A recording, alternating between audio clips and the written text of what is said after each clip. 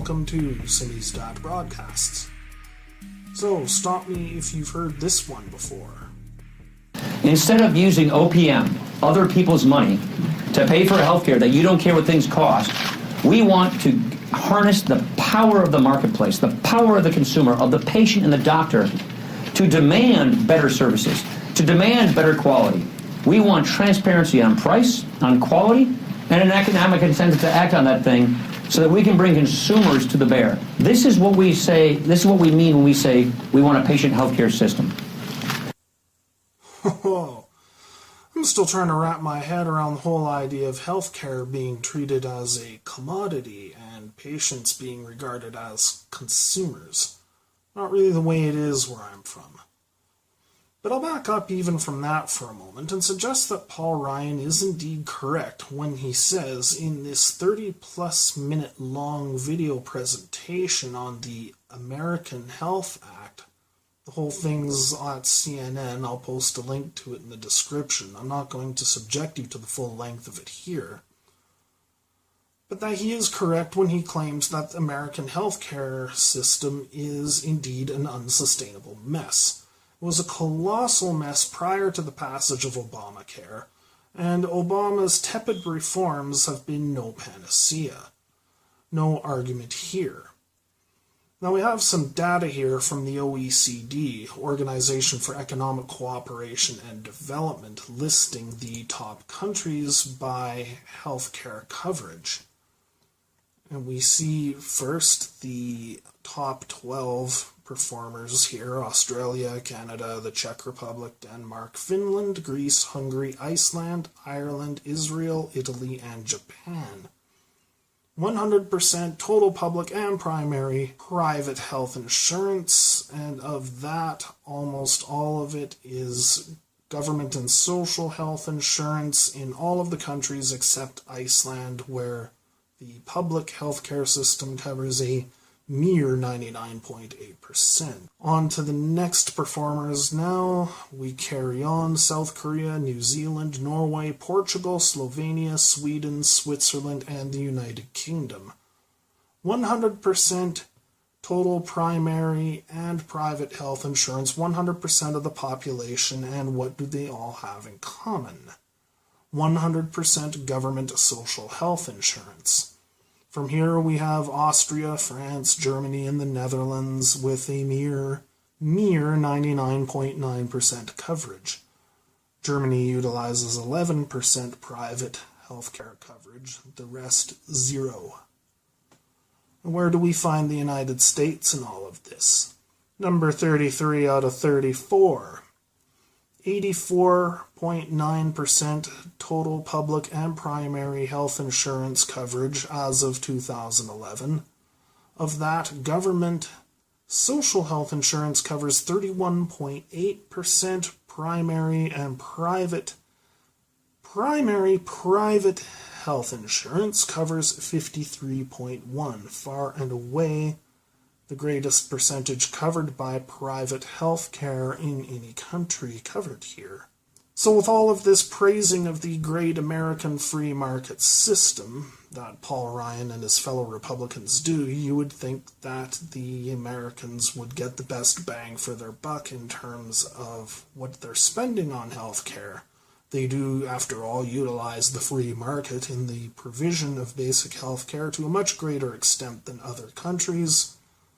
Conservative philosophy would thus state that they must get by far the best service at the most reasonable prices. Well, a look at this graph here of the total health expenditure per capita in US dollars sees the United States as number 1. As of 2015, $9,451 per capita per citizen. Luxembourg is number 2, but still not even close. All of these countries with their government-run socialist healthcare schemes that must obviously waste money hand over fist and deliver poor service, spend progressively less and less money per capita and yet somehow manage to insure the entire population. Imagine that. And although things did improve under Obamacare as far as coverage levels went, as we can see, they managed to cover in the neighborhood of, the figure I have is the uninsured rate being 8.6% in the first quarter of 2016. But still in all, that's 8.6% not covered, and look at how much per capita they're spending on it. And on top of that, you still have the problems of high premiums and high deductibles that don't exist in many other places.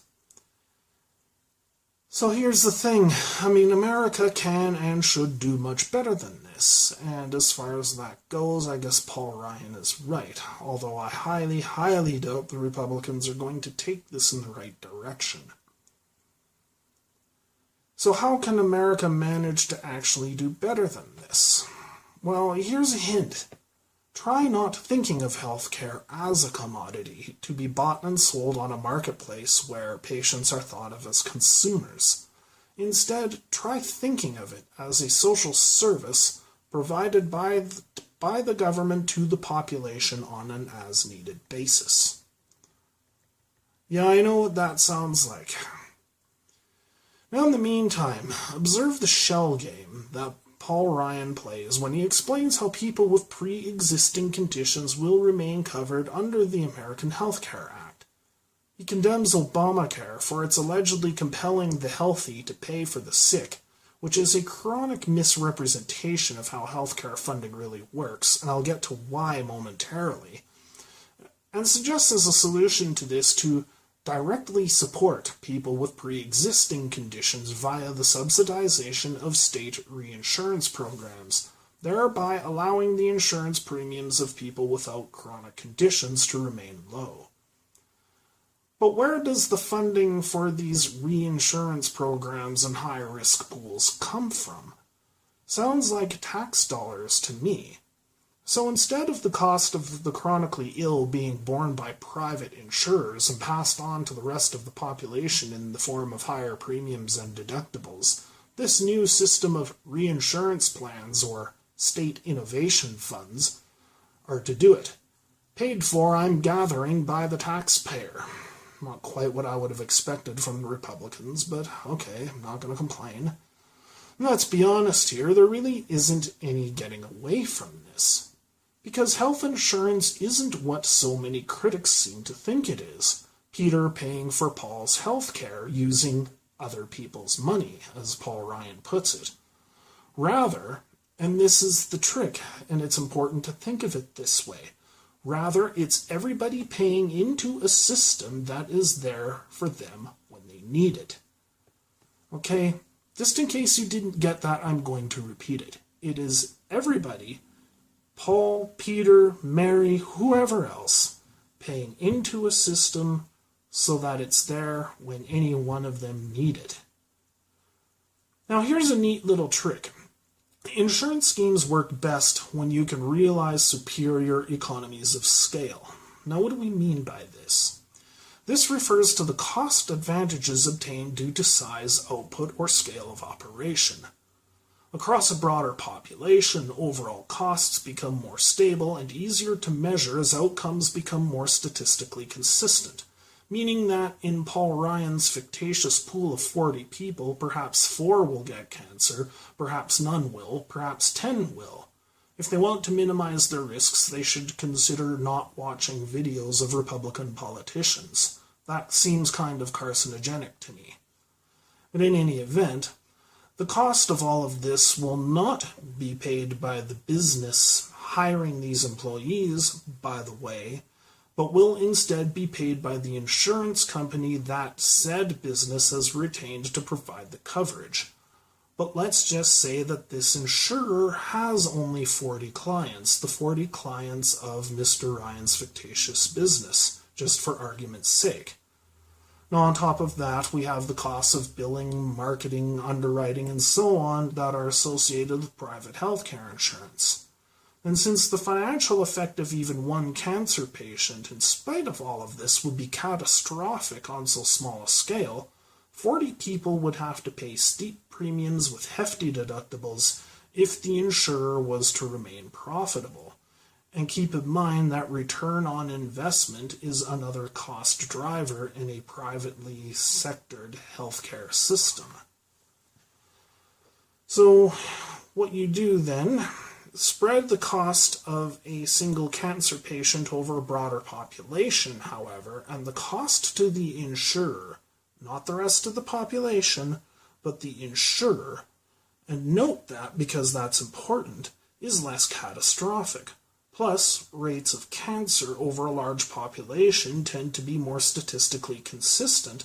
The cost is easier to forecast and is therefore worked into the cost of providing the coverage. This is a huge part of why other countries pay less per capita and get higher rates of coverage, consistently, as I've proven. Actually, it is because of, rather than in spite of, the fact that coverage and cost is spread over the entire population that the costs per capita are reduced. So, the logical place to go from here would be a healthcare plan whereby the entire United States population would be covered by a single comprehensive healthcare plan. This is what's called a single-payer healthcare system, and it is commonly used by countries with high performance in healthcare. Canada, where I live, has one. Great Britain has one too. Is it completely without flaws? Oh, of course not. No system is. Countries with single-payer systems struggle to adequately fund the systems, just as countries with any system do. Single-payer nations do face issues such as long waiting lists and similar problems. But these are not issues that countries with other types of systems don't have. And when you weigh the benefits of a single-payer system, and compare and contrast that even with Obamacare, let alone Trumpcare, let alone the train wreck of a healthcare system that the United States had before Obamacare, and there's just no comparison. I'm going to go through this FAQ on single-payer healthcare put out by Physicians for a National Health Program. It puts it like this. Premiums would disappear. 95% of all households would save money. Patients would no longer face financial barriers to care, such as copays and deductibles, and would regain free choice of doctor and hospital. Doctors would regain autonomy over patient care. Plus, employers would be spared the cost of providing basic health plans to employees, thereby reducing labor costs and possibly spurring job growth as well. I will not cover this entire excellent FAQ here. Again, I'll post a link to it in the description of this video. You can look it over yourself, but I'm going to cover the basics. Do U.S. doctors support this concept? Yes. A national survey showed that 59% of U.S. physicians support national health insurance, an increase of 10 percentage points from 5 years ago. The survey appeared in the April 2008 edition of the Annals of Internal Medicine. Is this socialized medicine? No. In a socialized medicine system, hospitals too are owned by the government, and doctors are salaried public employees.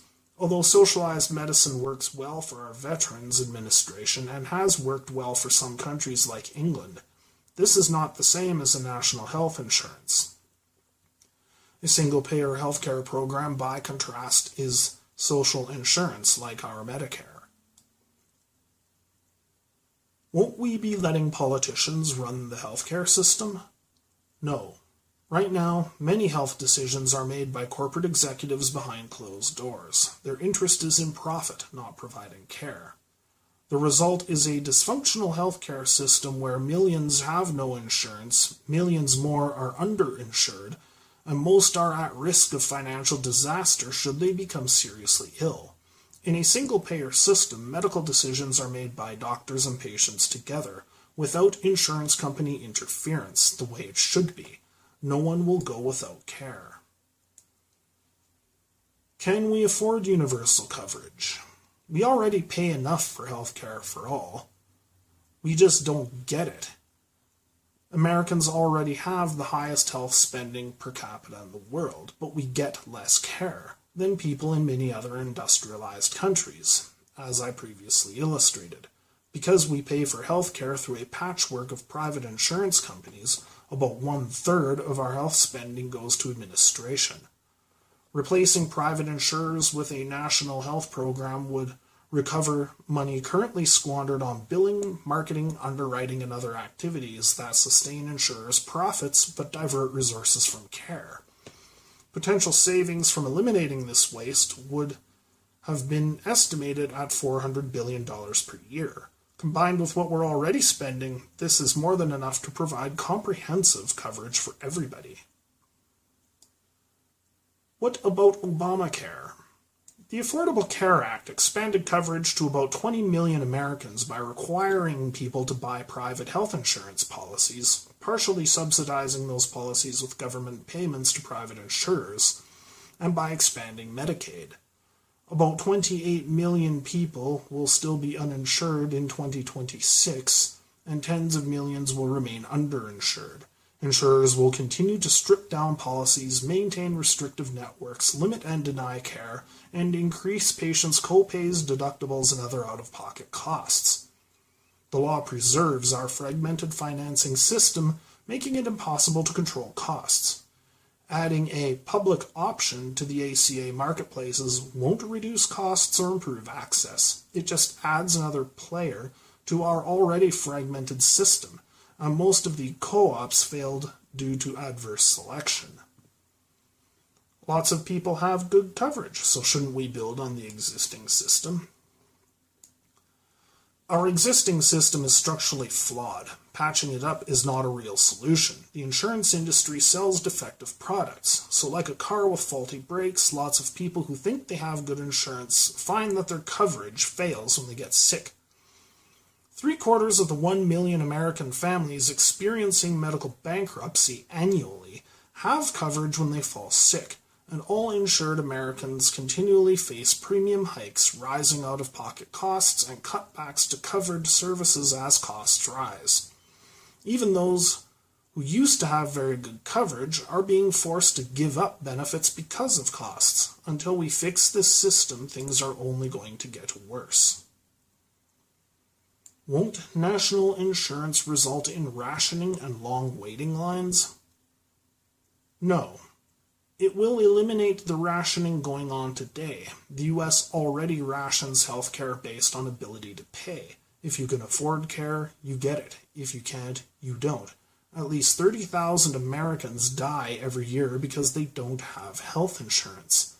Many more people skip treatments that their insurance company refuses to cover. That's rationing. Excessive waiting times are often cited by opponents of reform as an inevitable consequence of universal publicly funded healthcare systems. They are not. Wait times are a function of a health system's capacity and its ability to monitor and manage patient flow. With a single-payer system, one that uses effective management techniques and which is not burdened with the huge administrative costs associated with the private insurance industry, everyone could obtain comprehensive, affordable care in a timely way. Won't our aging population bankrupt the system? European nations and Japan have higher percentages of elderly citizens than the United States does, yet their health systems remain stable with much lower health spending. The lesson is that national health insurance is a critical component of long-term cost control. In addition to freeing up resources by eliminating private insurance waste, single-payer encourages prevention through universal access and supporting less costly home-based long-term care rather than institutionalization. It also saves money by bulk purchasing of pharmaceutical drugs and global budgeting for hospital systems. Won't a publicly financed system stifle medical research? Most breakthrough research is already publicly financed through the National Institute of Health, NIH. In fact, according to the NIH website, of the last 30 Americans to win a Nobel Prize in medicine, 28 were funded by the NIH. Many of the most important advances in medicine have come from single-payer nations. Often, private firms enter the picture only after the public has paid for the development and clinical trials of new treatments. The HIV drug AZT is one example. On average, drug companies spend more than half of their revenue on marketing, administration, and profits, compared with 13% on research and development. Negotiating lower prices will allow Americans to afford drugs without hurting research. Doesn't all this sound preferable to being bankrupted by illness or injury, or allowing treatable conditions to fester and worsen into a chronic state before finally breaking down and going emergency to get them looked at the taxpayer's expense anyway, only this time at greater cost and after damage, perhaps irreversible, has been done? Regrettably, powerful insurance lobbies are able to mobilize astroturf opposition to attempts to reform healthcare in America, as was demonstrated by the Republican Revolution in 1994 in response to the tepid reforms of Hillary Care, and again with the Tea Party in 2010 in response to Obamacare. Adopting single-payer in America will not be easy. The kinds of ridiculous objections to single-payer healthcare that I've heard over the years absolutely make my head shake. Most are of a macho, don't be a wuss and get sick and expect others to pay for you kind of an answer, or some kind of moralistic, don't make others pay for your bad decisions kind of pontificating.